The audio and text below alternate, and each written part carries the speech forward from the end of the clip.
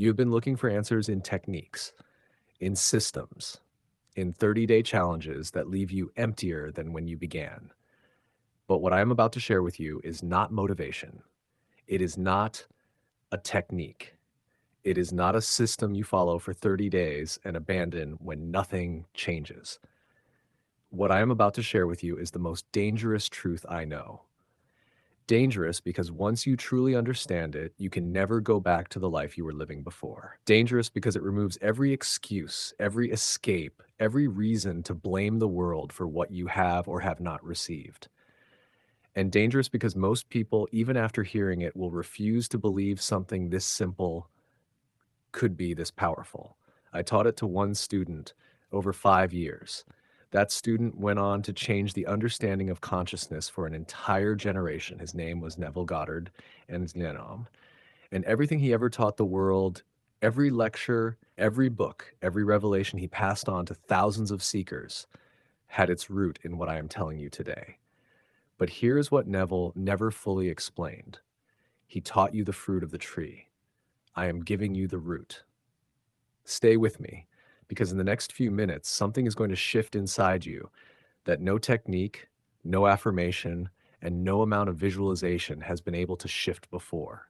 And I want you to feel that shift, not just in your mind, but in your bones. Let me begin with the question nobody is asking. When you try to manifest something, what are you actually doing? You are visualizing, you are affirming, you are scripting, you are trying to feel the feeling as if it were real. All of this is effort, and effort is the loudest possible signal that you do not believe you already have what you want. Let me say that again because this is the turning point. Every technique you use to attract something is, at its core, an admission that you do not yet possess it. You are asking, you are reaching, you are sending a message to the universe, and then waiting by the door to see if it responds. And I am here to tell you today, the universe does not respond to messages. It only reflects states. It does not reward those who ask cleverly. It mirrors those who assume completely. This is not the law of attraction. This is something older, something I spent 40 years learning before I could teach it. This is the law of consciousness. And the moment you understand the difference, reality stops being something you negotiate with and becomes something you command. There is a passage in the book of Proverbs, the 23rd chapter, the 7th verse, that most people have heard, but very few have truly understood. As a man thinketh in his heart, so is he. Not as a man asks in his heart, not as a man visualizes in his heart, not as a man hopes or wishes or intends in his heart, as a man thinketh. Thinking, in its deepest biblical sense, is not the surface chatter of the mind.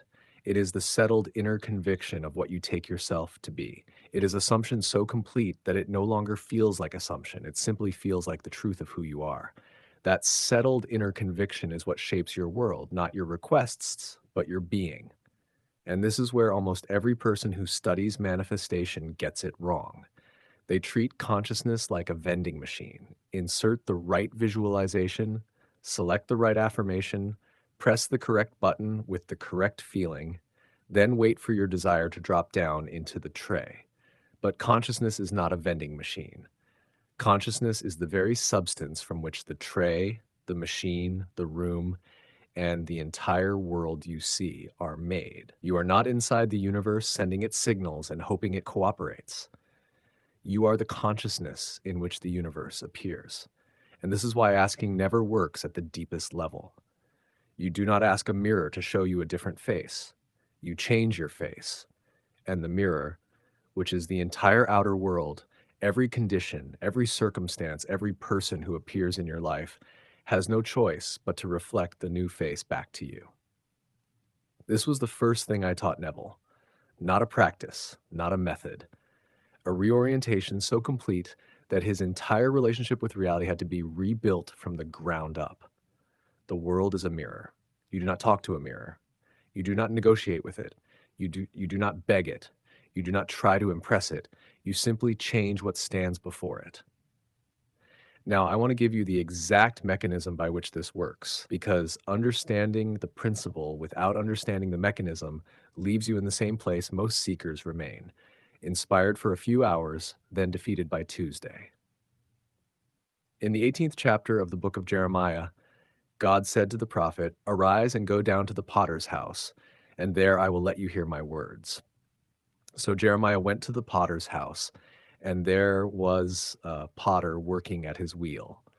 The vessel in his hand was spoiled, but rather than discard it, the potter reworked it into another vessel, as it seemed good to him to do. Now, here is what most people miss entirely about this passage. The word translated as potter in the original Hebrew means imagination. It means the faculty that forms, that determines, that makes a resolution and gives shape. And in the 64th chapter of Isaiah, the verse reads plainly, "O Lord, thou art our Father. We are the clay. Thou art our potter. We are the work of thy hand. The Lord, the Father, the potter, the imagination, all one. All you." The clay is not the world you want to change. The clay is you, your own sense of self, the vessel of your own consciousness. And the potter, your own imagination, your own capacity to assume, is reworking that vessel right now in this moment, whether you are directing it consciously or not. This is the mechanism. You are always imagining. You are always assuming something about yourself, about life, about what is possible for you. The question is not whether you are shaping the clay. The question is whether you are doing it deliberately or by default. Most people let their circumstances shape their assumptions. They see lack and they assume lack. They see delay and they assume failure. They see the spoiled vessel and rather than rework it, they discard it.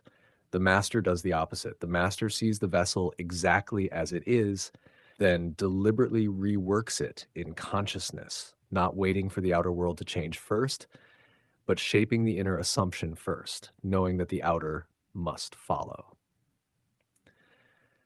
Um, Before I go further, I want to pause here because what I am describing is not theoretical. It is practical. It is the kind of thing you can begin applying in the next 5 minutes, not the next 5 years. And I want to make sure you have the right support as you do. If you are watching this and something inside you is beginning to stir, something that says, yes, this is what I have been missing, I want you to comment the word reset below this video right now.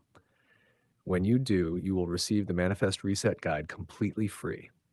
It contains 5 practical shifts based on everything I taught Neville, distilled into immediate, usable tools, not concepts, not inspiration. Practical resets for the moments when doubt creeps in, when the outer world seems to contradict your inner assumption, when you know what you should feel but cannot seem to get there. Reset number 1 shows you how to stop forcing the feeling and start naturally inhabiting the state. Reset number 2 reveals the shift from seeking consciousness to having consciousness. And reset number 3, which has helped more people than any other I know, teaches you how to let go without giving up, how to assume fully without obsessing desperately. Comment reset now, get the guide, and then come back because what I'm about to share next is where this teaching becomes truly extraordinary. Now let us go deeper. I said that consciousness commands reality rather than asking for it. But how does one actually make that shift? How does one move from the energy of asking, reaching, hoping, to the energy of knowing, assuming, commanding? Here is the answer I gave my student, and it is perhaps the simplest thing I ever taught and the hardest to truly apply. You stop trying to feel the desire and you start living from the fulfillment. There is a world of difference between those two states. When you try to feel the desire, you are placing yourself outside of it. You are imagining the thing as something you do not yet have. Your very effort to feel it confirms your belief that it is absent. But when you live from the fulfillment, you have already made the shift. You are not reaching toward your desire. You are standing inside it. It is behind you, beneath you, around you. It is the air you breathe in your inner world. In the Abdullah writings recorded by Walter Lanyon, I said this to one of my students, and it is as true today as it was then. A thought is as powerful as a deed, and sometimes more so. It would revolutionize the world if everyone knew and followed this. A thought is a deed, not a wish, not a hope, a deed. When you assume in consciousness that a thing is so, you have done the work. You have placed the order. You have set the cause in motion. The outer effect is simply the echo of that inner act.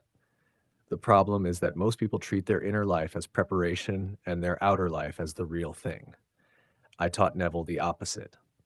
The inner act is the real event. The outer manifestation is merely its shadow catching up. Now, here is the step that almost no one teaches, and it is the step that separates those who occasionally manifest from those who command reality consistently. It is not enough to assume once.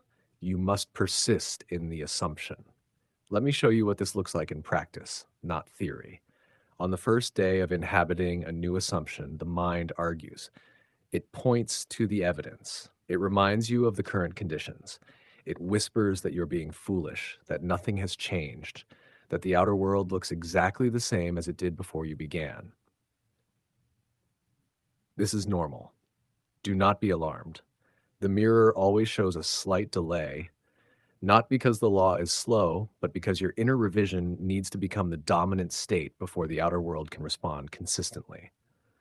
On the second day, the argument is a little quieter. You have practiced the inner state long enough that it begins to feel slightly less foreign. The assumption is becoming more natural than the old habit. By the third day, something begins to shift, not necessarily in the outer world yet, but in you. A settling occurs. The practice state starts to feel less like a performance and more like a fact. By the fourth day, if you have persisted, you notice something remarkable. You are no longer trying to feel it. You are simply being it. The assumption has begun to take root in the deeper soil of your consciousness. And by the fifth day, for many who persist with sincerity, the outer world begins to show the first signs of conforming. Not always in dramatic ways. Sometimes it is a feeling of ease where there was tension, an unexpected word from someone that confirms your new state, a door that opens where yesterday it was closed. This is not coincidence. This is the mirror beginning to reflect the new face. But let me address the thing that makes people abandon the practice before it bears fruit: impatience. And behind impatience is always the same root belief that if it has not appeared yet, it must not be working. This is one of the most costly misunderstandings in the entire field of consciousness work. In the book of Mark, there is a passage that Neville returned to again and again. Jesus said, "Whatever you ask for in prayer, believe that you have received it, and it will be yours." Notice the tense. Not believe that you will receive it. Believe that you have received it. Past tense. Done. Finished. The receiving in consciousness must precede the appearance in the outer world. This is not a spiritual mystery. It is the mechanism. The assumption of already having is the cause. The physical manifestation is the effect. And you cannot produce the effect by staring at the effect. You produce the effect by inhabiting the cause. When you catch yourself checking for results, monitoring for signs, measuring whether it is working, you are no longer living from the fulfillment. You have slipped back into the posture of someone who is waiting. And waiting is asking absence. And asking is announcing it to the state, not with force, not with desperation, but with the calm certainty of someone who knows the harvest is coming because the seed was planted. Now I want to give you the precise shift that makes this click into place. It is not about what you imagine. It is about where you imagine from. Most people imagine their desire as something they are looking at. They see themselves in the new house. They picture the relationship from the outside. They observe the bank account with all the money in it, and this is useful as a starting point. But commanding reality requires you to stop observing the desired state and start inhabiting it. Close your eyes for a moment right now. Do not see yourself having the thing you desire. Be the version of you who already has it. What does the world look like from inside that life? What do people say to you? What concerns no longer occupy your mind? What does it feel like in the body to simply be that person going about an ordinary day, for whom this desire is simply the normal condition of existence? That inhabitation, that being the person rather than watching the person, is the difference between a wish and a command. A wish says, I want that life. A command says, I am that life. And the outer world, which is nothing but consciousness reflected, has no choice but to reorganize itself around your inner declaration. There's one more teaching I want to give you before we close, and it is the one that completes everything I have shared today. Most people think that commanding reality means becoming harder, more willful, more forceful, more determined.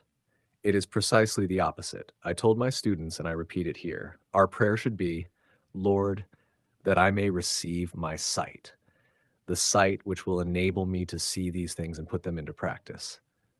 Not more force, more sight. The truly commanded life is not the life of the person grinding hardest.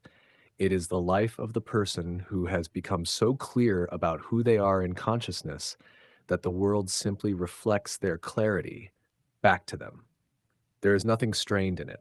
There is nothing desperate in it.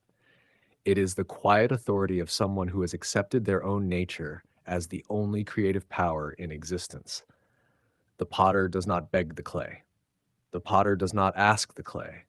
The potter works deliberately, patiently, with full confidence that the vessel being shaped in his hands will take form, because clay has no other option but to receive the shape the potter gives it.